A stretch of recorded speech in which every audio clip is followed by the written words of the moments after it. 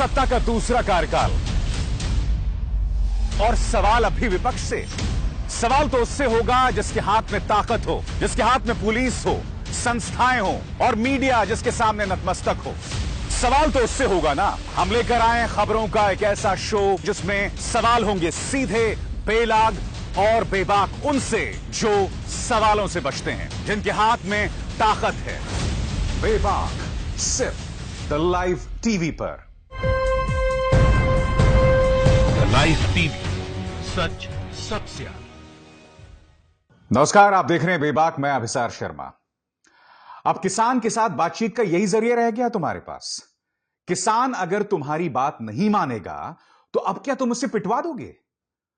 दोस्तों, पश्चिमी उत्तर प्रदेश में जो हुआ है ना, वो बहुत ही शर्मनाक है।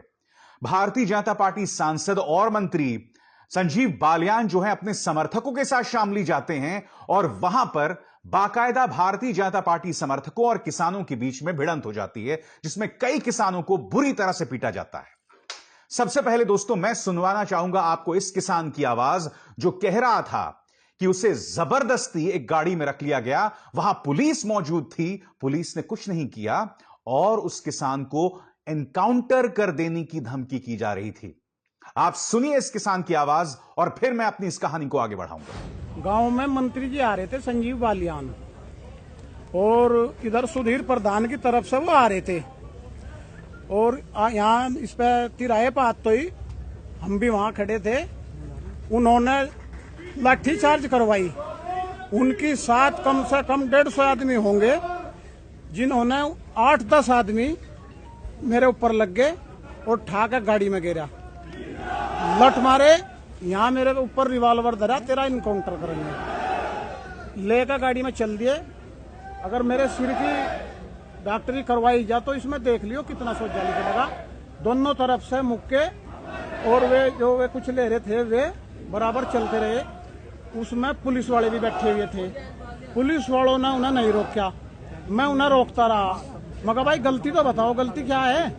कहने लगा तेरा इनकाउंटर करेंगे और होर को भी उठा कर ला रहे। अच्छा, क्या विवाद हुआ था वहाँ? जो विवाद का तो यही बताओगे, हमें तो पता ही नहीं क्या विवाद हुआ। विवाद क्या है भाई? हमने कह दिया किसान एकता जिंदाबाद। तो महिलाओं के साथ भी कुछ हुआ? चौधरी महेंद्र सिंह टिकैत अमर रहे, चौधरी नरेश टिकैत जिंदाबाद और चौधरी राकेश टिकैत जिंदाबाद, किसान यूनियन जिंदाबाद, ये हमने कहा। अच्छा, महिलाओं के साथ भी बदतमीजी? महिलाओं के साथ भी बदतमीजी करी। जो महिला हम घर में जो बढ़ गए, उन्होंने मूसले तोड़ के या कुआड़ धिका के वहां से गया, महिलाओं को धक्का मुक्की दी गई। अब मैं आपको बतलाना चाहता हूं दोस्तों कि संजीव बालियान और उनके समर्थक आखिर क्यों बौखलाए हुए हैं। मैं अब आपको एक वीडियो दिखाना चाहता हूं, क्योंकि पिछले कुछ दिनों से क्या हो रहा है कि गृह मंत्री अमित शाह ने पश्चिमी उत्तर प्रदेश में पार्टी के जो तमाम बड़े नेता और तमाम सांसदों को लगाया हुआ है कि वो तमाम किसानों से बात करें और हालात जो बिगड़ रहे हैं बीजेपी के लिए पश्चिमी उत्तर प्रदेश में, उसे बेहतर करने का प्रयास करें। और उसी के अंतर्गत संजीव बालियान जो है तमाम लोगों से मिल रहे थे। मैं अब आपको वीडियो दिखाना चाहता हूं कि वो एक गांव में प्रवेश करने की कोशिश करते हैं। किसान वहां पर ट्रैक्टर लगा देता है और वहां पर किसान एकता जिंदाबाद और संजीव बालियान मुर्दाबाद के नारे लगाए जाते हैं। बालियान साहब इस कदर बौखला जाते हैं कि वो कहते हैं कि 10 लोगों के इकट्ठे हो जाने से कोई मुर्दाबाद नहीं होता है। आप ये वीडियो देखिए, इसमें कहीं ना कहीं बालियान साहब का अहंकार भी दिखता है और इसी वीडियो के बाद वो हिंसा भी सामने उभर कर आती है, जिसमें किसान ये आरोप लगा रहे हैं कि संजीव बालियान और भारतीय जनता पार्टी के समर्थकों ने उनकी पिटाई की। अब ये वीडियो देखिए। अब आप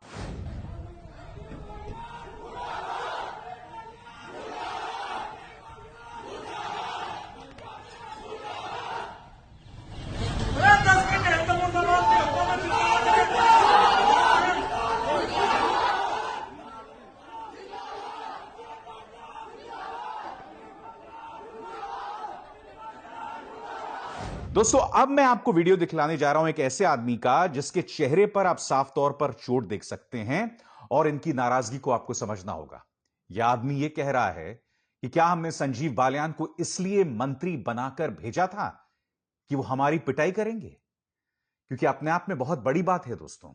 हो क्या रहा है दोस्तों कि पश्चिमी उत्तर प्रदेश में रालोद की जड़ें कैसे काटी थी बीजेपी में, क्योंकि 2013 में मुजफ्फरनगर में दंगे हुए थे। मुजफ्फरनगर में दंगे जो हुए थे उसका असर पूरे उत्तर प्रदेश की सियासत पर पड़ा था और पश्चिमी उत्तर प्रदेश से रालोद का समाजवादी पार्टी का सुपड़ा साफ हो गया, क्योंकि उस वक्त मुसलमान अलग और जाट अलग हो गए थे। हिंदू मुस्लिम का साफ तौर पर बंटवारा हुआ था। यही हुआ था 4 साल पहले उत्तर प्रदेश के चुनाव जब हुए थे, और यह बताया जा रहा है कि 2019 में भी चुनाव हुए, आखिर मोमेंट में जो है, आखिर लम्हे में एक किस्म का ध्रुवीकरण हो गया। अब मैं आपको उस किसान की बात सुनवाना चाहता हूं दोस्तों, जिसके चेहरे पर आप चोट देखेंगे और वो ये कह रहा है कि क्या हमने इसे मंत्री इसलिए बनवा कर भेजा था। देखिए, मंत्री जी के आदमी थे, वे हॉकी, डंडा, भल्ले, पिस्टन लेकर उन्होंने हमारे पे हमला करा जी। पुलिस भी वहाँ पे मौके पे थी, पुलिस ने कुछ नहीं किया, पुलिस बगल देखती रही, हमारे पे लाठीचार्ज करवाती रही पुलिस देख कर वहाँ जी। अच्छा, कौन कौन थे मारने वाले? मारने वाले अभी पता लग रहा जी, उनका भी वीडियो है, उनकी वीडियो देखी जाएगी जी, उनकी कौन कौन है वे। अच्छा, थाने में बैठे हो, क्या मांग है? मांग तो यही है, इंसाफ चाहिए जी। क्या मंत्री इसीलिए पद के लिए भेजा था कि हमें गुंडों पे मरवाएंगे जी। अच्छा, कितने किसान घायल हुए इस विवाद? इसमें 10-15 किसान घायल है, 5-7 लेडी भी घायल है जिसमें। दोस्तों अब आपको सुनना पड़ेगा इस औरत की बात, क्योंकि आपने इन 2 लोगों की बात सुनी। दोनों कह रहे हैं कि औरतों तक की भी पिटाई हो और 5 से 6 औरतें जो हैं वो घायल हैं। इस वक्त मेरे पास स्वतंत्र तौर पर उस बात की पुष्टि करने का कोई जरिया नहीं है। ये जो तमाम मेरे पास जो किसानों की आवाज आप सुन रहे हैं, जो स्थानीय पत्रकार हैं, उन्होंने मुझे इनके वीडियोस भेजे हैं। अब आप सुनिए इस औरत का गुस्सा, वो क्या कह रही है। इस बात पर आपको गौर करना पड़ेगा कि मुझे इंसाफ चाहिए, क्योंकि इस औरत के घर वालों को बुरी तरह से बेरहमी से पीटा गया। संजीव बालियान आया था, नारे बोल रहे थे, सब बाहर खड़े, ये बाहर खड़े होकर फिर उन पर मारपीट पड़ी। इतने डंडे लेकर आए थे, कोई पिस्टल ले रहा था, कोई डंडे ले रहा था, कोई लैंटर वाली। किस वजह से आए थे आज गाँव? संजीव बालियान सुधीर प्रधान ने बुलाए थे। बताया जा रहा है कि हाँ? 13 में आए थे किसी ने। 13 में आए होंगे, पर सुधीर प्रधान यहाँ देखे हमने। 13 किसका थी नो, हमें पता नहीं किसी का किसका आए थे। फिर ये हमारे बार यहाँ तक गाड़ी खड़ी हुई थी, यहाँ सब इंगे तब नारे लगाते आए किसान यूनियन के। उनके लमडो ने सब ने दिखा इतने ठाड़े थे, इतने हथियार लेकर लिखड़े हुए। मतलब किसी का पिस्टल लगाए, किसी का कुछ लगाए लाकर उन्होंने। कितने लोग पिटे हैं किसान? हाँ, कितने लोग पिटे? 4 लोग तो मेरे यहाँ लुके, मैंने जान बचाई उनके यहाँ से। यहाँ हमारे क्वाड भी सब तोड़ फोड़ रखे। हालात थे, पीटने वाले कौन लोग थे? पीटने वाले संजीव बालियान के लोग थे, जो उसके गाड़ी में तो लिकड़ लिकड़ कर हथियार लेकर आए हुए। कोई फट्टी ले रहा था, कोई टंडे ले रहा था, कोई कैसे ले रहा था, और सब कोई कट्टा ले रहा था। सबके सिर फोड़ते चले गए। क्या पुलिस वालों ने नहीं रोका? पुलिस वाले साथ थे, 3 पुलिस वाले ने हमारे क्वार तोड़े आकर। पुलिस वालों ने 3 ना का क्वार तोड़े हमारे। जो एक नहीं फेंक दी, मैं फिर दूसरा का मट गया। हाँ, मेरी गाल भी मारपीट हुई। जब मैं फेंक कर मार दी तो मारपीट हुई मेरी गाल। ये हाँ संजीव बालियान के आदमी, ऐसे ही हो संजीव बालियान। क्या चाहते हो, क्या होना चाहिए इस पूरे मामले? इंसाफ होना चाहा। हमारे घर पर क्यों करके गया ऐसा में? कल को फिर आऊंगे यहाँ से, नू थोड़े संजीव बालियान वो विधायक हो गया, मंत्री हो गया, अपनी खातर महल लिया हो गया, गरीब आदमियों के लिए। धमकी बताई गई है, धमकी मिल रही है? हाँ, धमकी मिली, फिर भी कहा उन्होंने तो। और फिर देखेंगे हम, नू के हम जाना किस नाम है, जाना कितने कुत्ते ले रहे थे साथ में, कैसे कैसे थे। तो अब क्या संजीव बालियान और जो भाजपा के और नेता, उनका बहिष्कार किया जाएगा, गाँव में आने रोका जाएगा उनको? हाँ, रोका जाएगा। ये तो गाँव वाले साथ नहीं है, नहीं यही तो टीम बढ़ाते हैं उनकी। कोई मेरे साथ होती, यहाँ कोई आई तो नहीं जाती। तो जब देखते हम यहाँ से, जब देखते हम सबको फिट करके भेजते हैं यहाँ तो ही। एक केली तो थी, मैं केली ने तो इतने अड़चन लड़ाई, इतने आदमी रोके हमने। औरतों का गुस्सा लगातार बढ़ रहा है दोस्तों। आपको याद होगा कि आज एक अन्य शो में मैंने आपको बताया था कि कपूरथला में किस तरह से एक बहुत जबरदस्त रैली हुई, 2 लाख के आसपास लोग जुटे, और जो खूबसूरत बात थी उस भीड़ की कि आधी भीड़ औरतों की थी, जो कि ऊपर से देखो तो पीली दिखाई देती थी, और आधी भीड़ जो है वो पुरुषों की थी, सफेद रंग में। अब इन औरतों की नाराजगी भी आप देखिए। अब मैं आपको सुनाना चाहता हूं इन औरतों की, जो ये बता रही हैं कि हमारे लिए आने वाले दिनों में मुश्किल हो सकती है, क्योंकि हमें भारतीय जनता पार्टी के नेता लगातार धमकी दे रहे हैं। ये हमें धमकी दे रहे हैं। जब उसके आदमी जो उसके घर पर आए थे, वे संजीव बालियान, वे हमें नू धमकी दे रहे हैं। वो बहुत बड़े बड़े हथियार रखा है, वो ऐसे मानस रखा है, वो तो मैं सारा पता भी नहीं देने का। भड़की दे रहे। संजीव बालियान गांव में आया था, थोड़ा हमारे लड़ने कितने हथियार ने संजीव बालियान ने बनाया था, अपने घर का बनाया था, हमारे आदमियों का डा रखे। मैं नहीं समझता हूं एक तरफ आप किसान को बदनाम करते हैं, वो सिंघू बॉर्डर नहीं पहुंचता है, उसे आप देशद्रोही, आतंकवादी, खालिस्तानी बताते हैं। दिशा रवि तक को तुम गिरफ्तार कर लेते हो बगैर किसी प्रमाण के। एक अहिंसात्मक आंदोलन, एक शांतिपूर्ण आंदोलन को आप बदनाम करते हैं और इस तरह से आप किसानों को परेशान कर रहे हैं।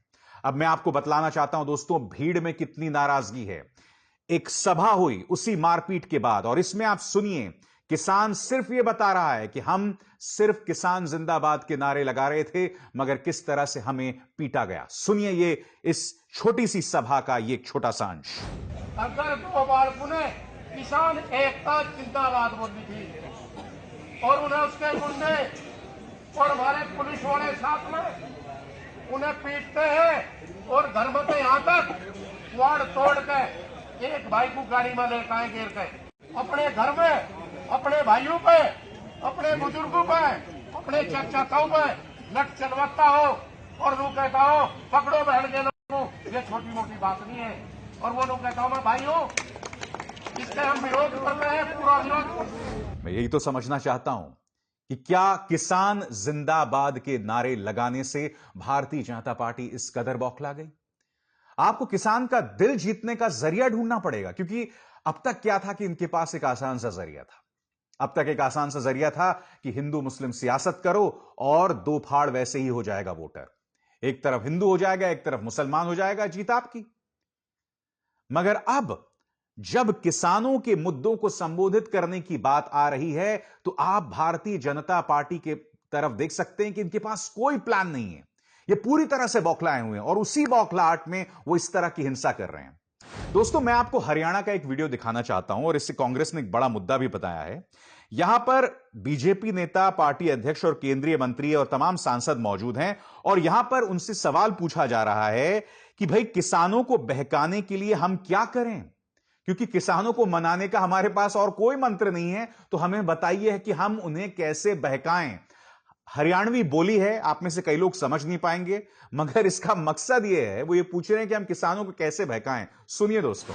माननीय अध्यक्ष जी, यह आप वाली बात सही है, यह समझाएगा कोने मनर ना समझने की कोशिश करते, बहकाने पड़ेंगे जी, बहकाने के 2-4 मंत्र और दे दो जो को ना बहकाना। कांग्रेस ने इसे एक बहुत बड़ा मुद्दा बना दिया है। आप देख सकते हैं इस मुद्दे पर कांग्रेस नेता रणदीप सुरजेवाला ने भी ट्वीट किया है। मगर मैं भारतीय जनता पार्टी को एक नसीहत देना चाहता हूं कि क्या आपके पास किसान से संवाद के 2 ही तरीके बचे हैं? एक तरफ बहकाओ, जैसा कि यहां पर ये सज्जन पूछ रहे थे, दूसरा उनकी पिटाई करो, जैसा कि शामली के अंदर हुआ है, और हां, एक तीसरा तरीका भी है, उसे बदनाम करो। मैं ये समझना चाहता हूं भारतीय जनता पार्टी अपने अहंकार में आखिर क्यों इस कदर डूबी हुई है। आप इस तरह से कैसे कर सकते हैं, मैं ये समझना चाहता हूं आप लोगों से। किसान को या तो बदनाम करो, धमकाओ, डराओ या फिर बहकाओ। यह बता रहा है कि भारतीय जनता पार्टी का क्या चाल चरित्र चेहरा है। अब भी मौका है, इसलिए नहीं कि आपको राजनीतिक नुकसान होगा। भारतीय जनता पार्टी जीते या हारे वो मेरा मतलब नहीं है। मैं एक पत्रकार हूं, मैं सिर्फ आपके सामने मुद्दे लाऊंगा। जीतना हारना और आपको किसके लिए वोट देना है, यह काम विरोधी पार्टियों का है।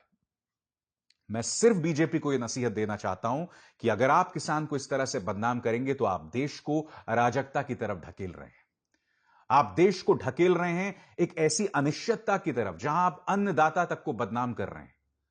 वो अन्नदाता हिंसक नहीं हुआ है आजाद भारत के इतिहास में, आप उसे बार बार भड़का रहे हैं। मैं नहीं भूला हूं किस तरह से सिंघू बॉर्डर पर, गाजीपुर बॉर्डर पर किसान शांतिपूर्ण ढंग से धरना दे रहा है और आप अपने गुर्गों को भेज देते हैं देश के गद्दारों को गोली मारो वाले नारे लगाने के लिए। जहां उसका टेंट है उसमें घुसकर लोग टेंट को तोड़ने लगते हैं। यह मत कहिए कि ये आम इंसान है, इनमें से कोई आम इंसान नहीं है। भारतीय जनता पार्टी को समझना होगा कि ये सिर्फ और सिर्फ आपके लोग हैं। इसलिए मेरी आपसे प्रार्थना है कि मेरे किसान को, मेरे अन्नदाता को बदनाम मत कीजिए। वो सिर्फ अपने हक की आवाज के लिए खड़ा हुआ है, अपने हक की बात के लिए खड़ा हुआ है। उसकी आवाज को ना सुनो वो एक अलग मुद्दा है, मगर प्लीज उसे बदनाम ना करें और उसे उस तरह से टारगेट ना करें जो कि सामने दिखाई दे रहा है। बेबाक में बस इतना ही। अभिसार शर्मा को दीजिए इजाजत। नमस्कार। लाइव टीवी, सच सबसे आगे।